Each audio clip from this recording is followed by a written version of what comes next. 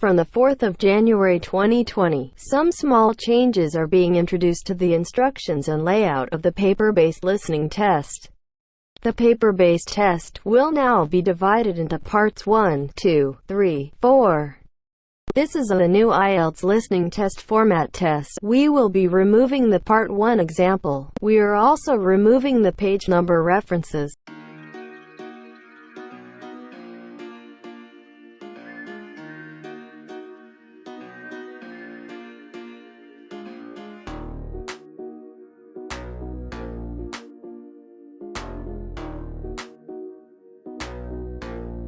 The test is in 4 parts: Part 1, Part 2, Part 3, and Part 4. Now look at Part 1. You'll hear a head teacher and a teacher discussing a school camping trip.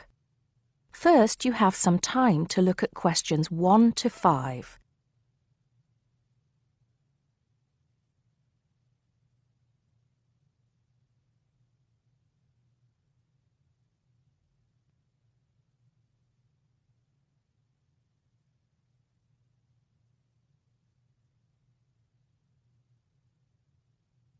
You should answer the questions as you listen because you will not hear the recording a second time. Listen carefully and answer questions 1 to 5. Good morning, Mr. Thompson. Can I speak to you for a moment? Of course, Jamie. Come in. Have a seat. I've just finished looking through the reports for this term.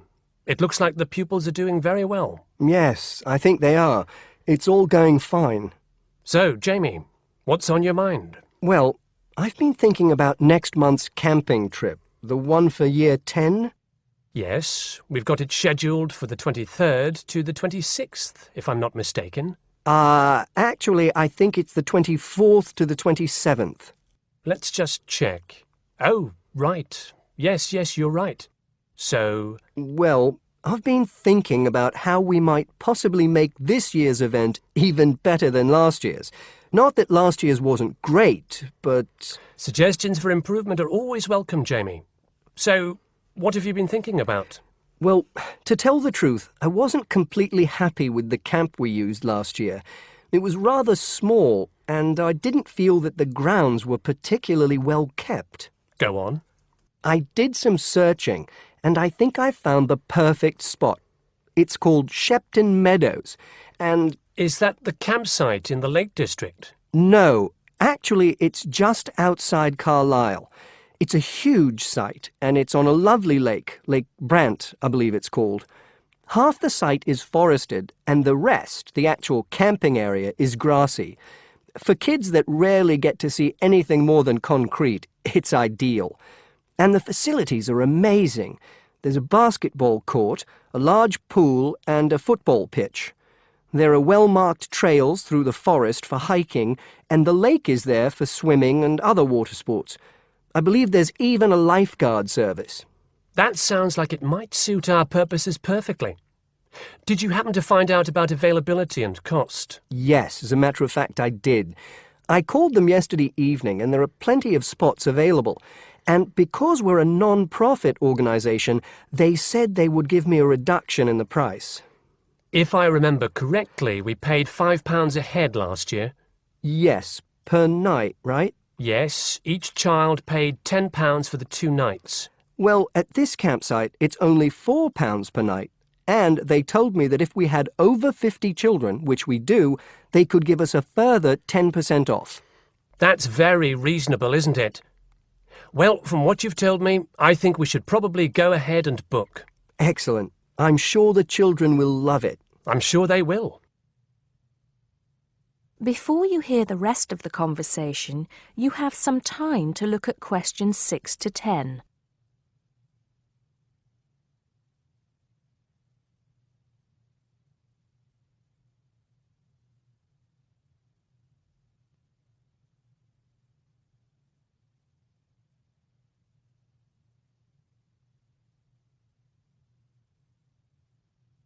Now listen and answer questions 6 to 10.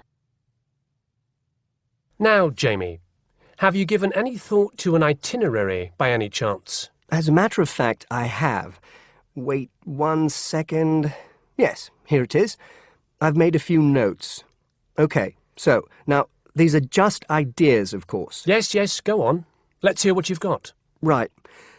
We time it so that we arrive at the camp around 7 on Friday evening. It'll still be light then, and we'll have plenty of time to set up camp and get ourselves settled in.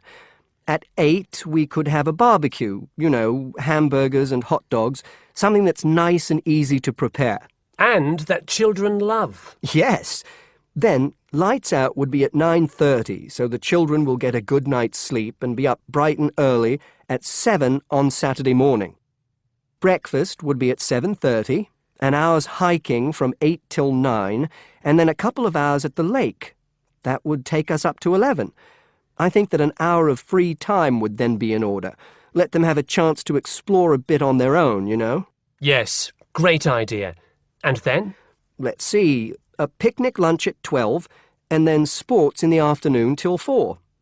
Another swim until 5, and then supper. After clean-up, around 6:30, we could have a talk-back session, where the children get a chance to discuss their day and anything else they might have on their minds.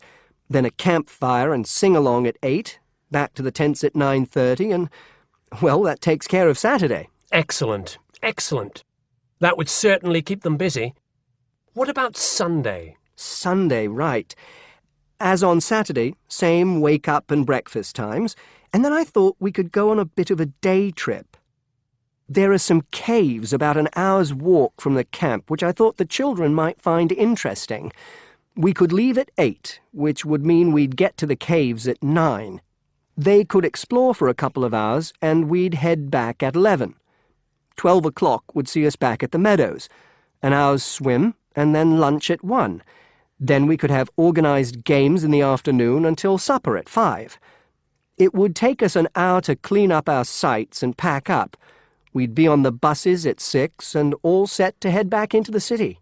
Well now, you've certainly put a lot of thought into this, Jamie, and it's paid off. I think it sounds wonderful. I can't think of a thing that needs to be changed. Let's go for it. Brilliant. I'll get the itinerary printed up and put it up on the notice board this afternoon. That is the end of part 1. You now have half a minute to check your answers.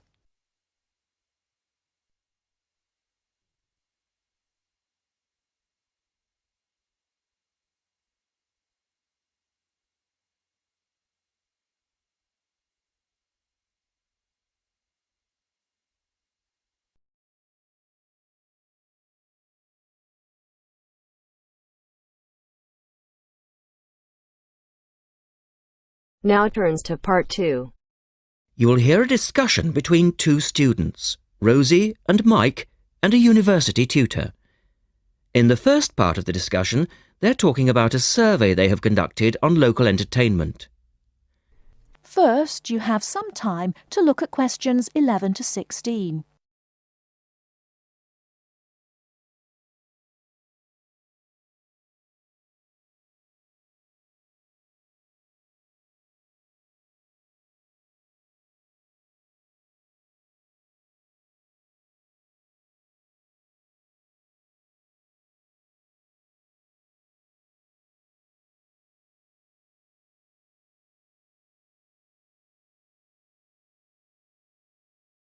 Now, listen carefully and answer questions 11 to 16. Good morning, everyone. Well, I think we can start straight away by getting Rosie and Mike to do their presentation. Would you like to start, Rosie? Yes. Well, we've done a survey on local entertainment. Basically, we tried to find out how students feel about the entertainment in the town and how much they use it. Yes, so we've called our project Out and About. Yes, that's a good title, Out and About. We wanted to find out how well students use the entertainment facilities in town, whether they get to see the latest plays, films, that kind of thing. Now, we have our own facilities on campus, of course. Oh, yes. We deliberately omitted those as we really wanted to examine outside entertainment in the town as opposed to on the university campus. Actually, There were a lot of areas to choose from, but in the end, we limited ourselves to looking at 3 general categories: cinema, theatre and music. Right. OK, well, first of all, cinema. In the town, there are 3 main places where you can see films.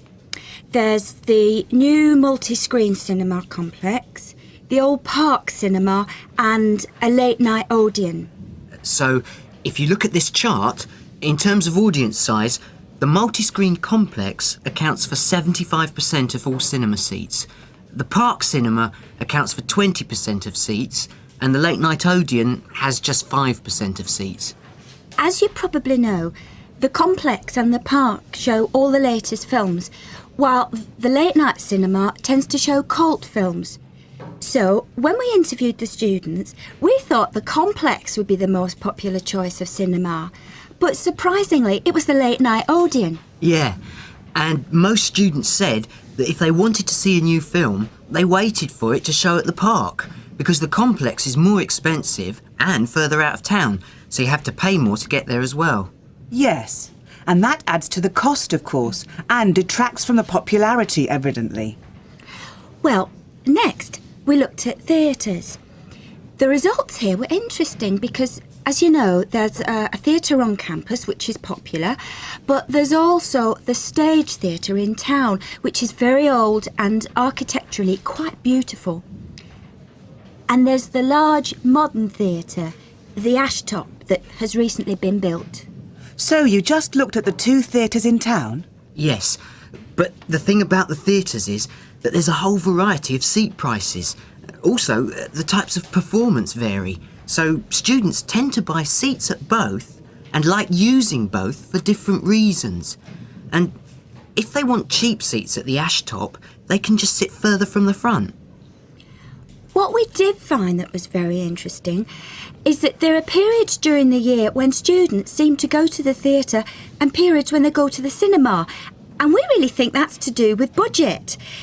If you look at this graph, you can see that there's a peak around November, December when they go to the theatre more, and then a period in April, May when neither is particularly popular.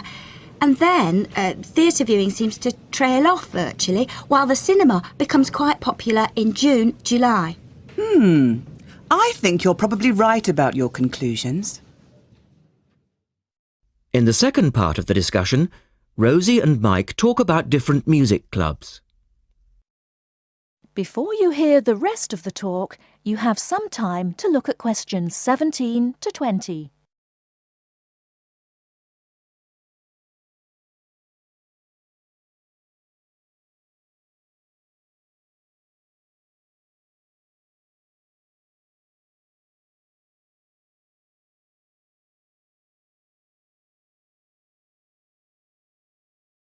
Now listen and answer questions 17 to 20. Well, lastly, we looked at music, and this time we were really investigating the sort of small music clubs that offer things like folk or specialise in local bands. So not musicals as such? That's right. We looked at 3 small music venues and we examined the quality of the entertainment and the venue and gave a ranking for these. A cross, meaning that the quality was poor, a tick, meaning it was okay, and 2 ticks for excellent. First of all, the Blues Club, which obviously specialises in blues music. This was a pretty small place and the seating was minimal, so we didn't give that a very good rating. No, we don't recommend that one, really. Then the Sansu, which plays a lot of South American music. It was a big place, very lively, good performers, so 2 ticks for that one. The Pier Hotel is a folk venue, a good place for local and up-and-coming folk artists to play. Not the best of venues, as it's in a basement and a bit dark, but the quality of the entertainment was reasonable and the lighting was very warm, so we felt it deserved an average rating. Now finally, there's the Bald Rock Cafe, which features big rock bands and is pretty popular with students, and we enjoyed ourselves there as well, so top marks for that one. And then, did you get any information from the students as to which of the clubs they preferred? That is the end of part 2. You now have half a minute to check your answers.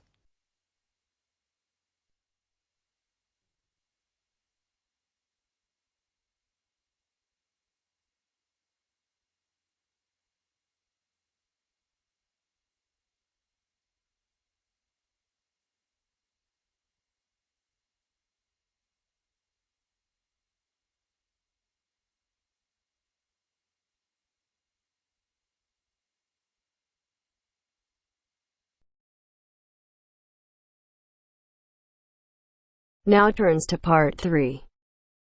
Part 3.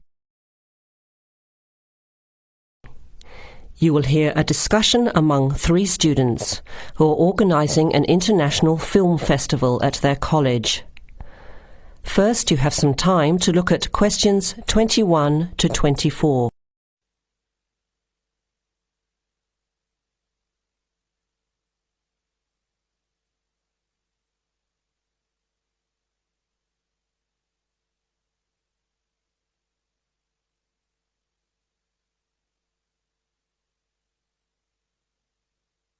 Now listen carefully to the first part of the discussion and answer questions 21 to 24.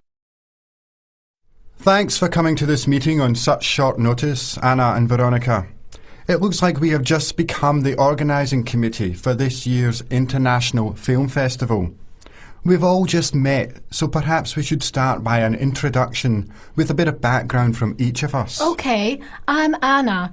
I finished 3 years of a languages degree in Sweden, where I come from.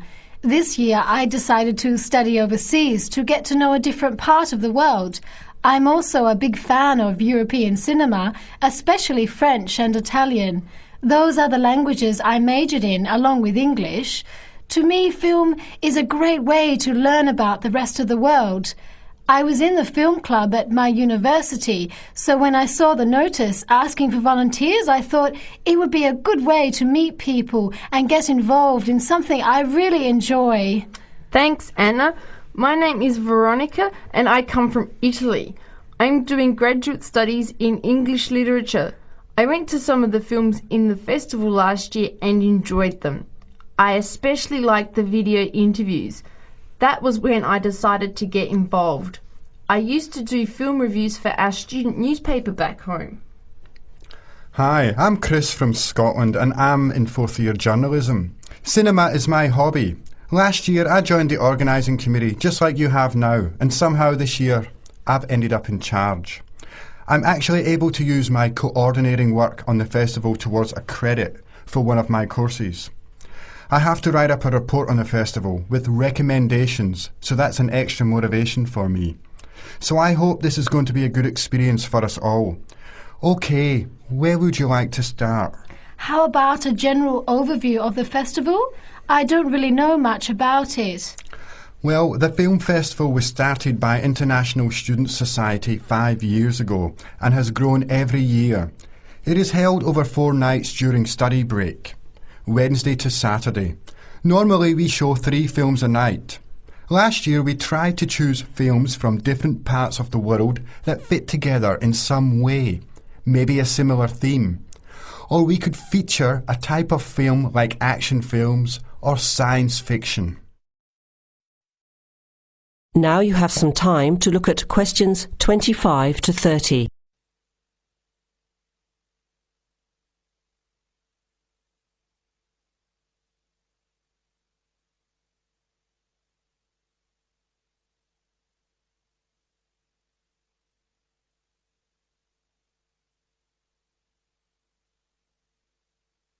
Now listen to the rest of the discussion and answer questions 25 to 30.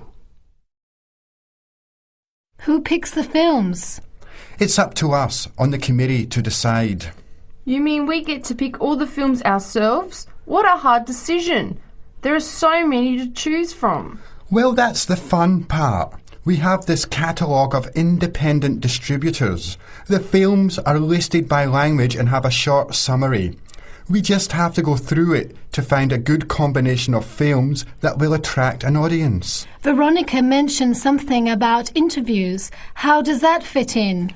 We set up cameras in the foyer of the theatre and did live interviews before, during intermission and after the screening. Anyone from the audience could come up and talk about the film. The Broadcasting and Journalism School set it up and ran the interviews. They were shown on big screens around the lobby and in the theatre. It went over really well. We had a long lineup of students waiting to be interviewed on TV. Everybody wanted their minute of fame. Great idea. Yeah, it worked really well. We should certainly do something similar again. Maybe even develop the idea further, like a website with audience reviews and discussion, so we can get as much participation and involvement as possible. Hey, that's a good idea. Can I ask a question? None of the films are in English, right? Are they dubbed or subtitled? Well, we do occasionally choose a film in English, but only from unusual places where the dialect is so strong they sometimes need subtitles, like the Caribbean or even Scotland. The majority of films in the festival are foreign language, dubbed in English. We've learned from experience that students don't like reading subtitles. Maybe they read too much already. Whatever the reason, the subtitled films get smaller audiences, so we avoid them as much as possible. So how large an audience can we expect, and how much does it cost to get in? It costs $5 per film, or a $20 pass for the whole event. All 12 films for the real movie fan. We would have broken even last year, except for a bad storm on the Friday night. We almost had to cancel the whole thing. But overall, we had a good turnout, more than 2,000 people in 4 days. Oh, that's what I was wondering about, the financial part. Where does the funding come from? What kind of budget do we have? The festival is subsidised by the Student Council. We generate money through advertising and through admission charges. We'll go over the budget in details a little later, but we've got lots of work to do in the meantime. I guess we have to start pretty soon. Well, I think by the 1st of March at the latest. We need to select all the films. Then we have to find some advertisers to sponsor the event. That shouldn't be too hard. We'll just start with last year's list. Our deadline for that should be the middle of March. By the end of March, we need to design the programme.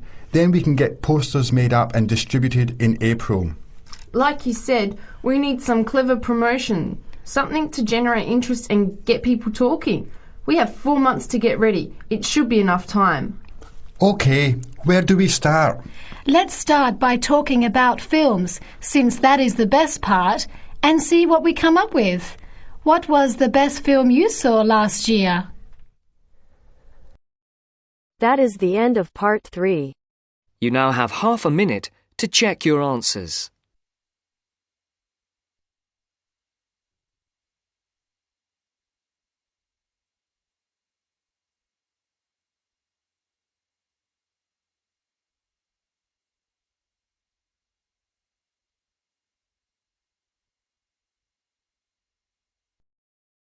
Now turns to part 4. Part 4. You'll hear a teacher talking about several British art galleries. First, you have some time to look at questions 31 to 33.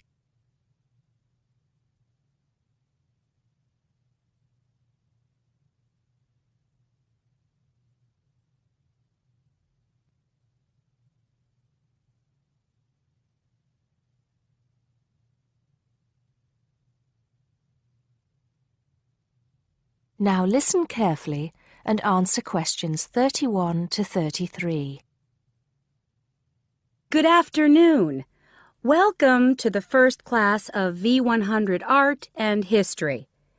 The objectives of the course, as you will have seen if you've taken a look at the syllabus, include familiarizing yourselves with the vocabulary and language of art, learning about the basic elements of art and design, and finally, discussing historical periods as they pertain to art. The course will also give you the opportunity to visit some of the many galleries and museums that Britain has to offer.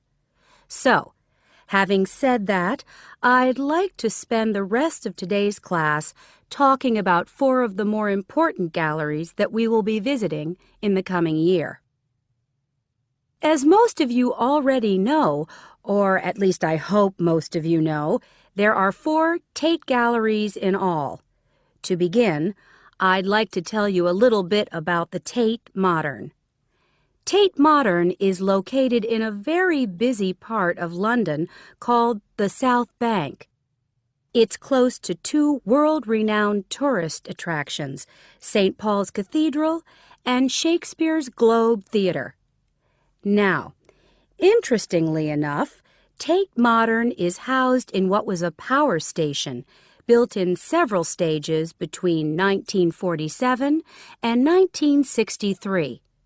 It was closed down in 1981 and reopened as a gallery in the year 2000.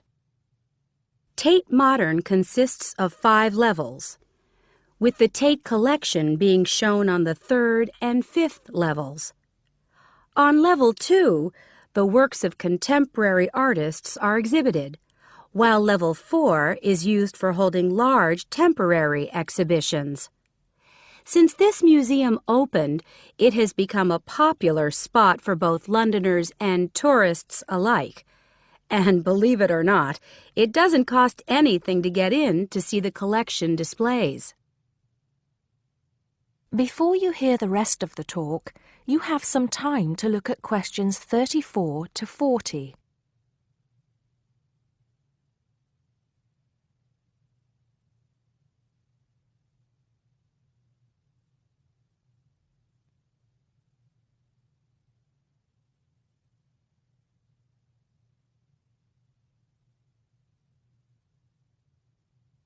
Now listen and answer questions 34 to 40.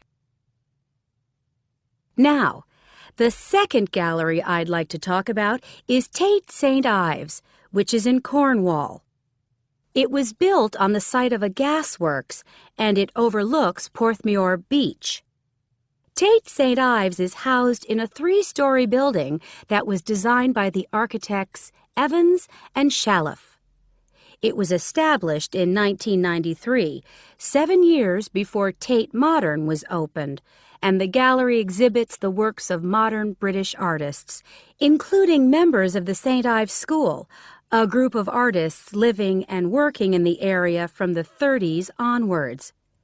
In later lectures, we'll be looking at the work of some of the artists who belong to that group and the ways in which they influenced each other. Okay, am I going too fast for any of you? No? Good. Next, I want to talk about Tate Britain, which is a gorgeous gallery situated right in the heart of Westminster. Tate Britain was the first of the 4 Tate galleries to open, and it was established in 1897. It was built on the site of an old prison, and when it first opened its doors, it was called the National Gallery of British Art. Later, it became known as the Tate Gallery, after the man who founded it, Sir Henry Tate. During its lifetime, Tate Britain has been damaged twice, once by floodwaters from the River Thames, and once by bombings during World War II. This gallery has an interesting range of exhibitions of historic and modern art from 1500 up to the present day. Now, the last gallery I'd like to tell you about is called Tate Liverpool. It's not hard to figure out where this gallery is located, is it? It was opened in 1988 to exhibit displays from the Tate collection, and it also has a program of temporary exhibitions.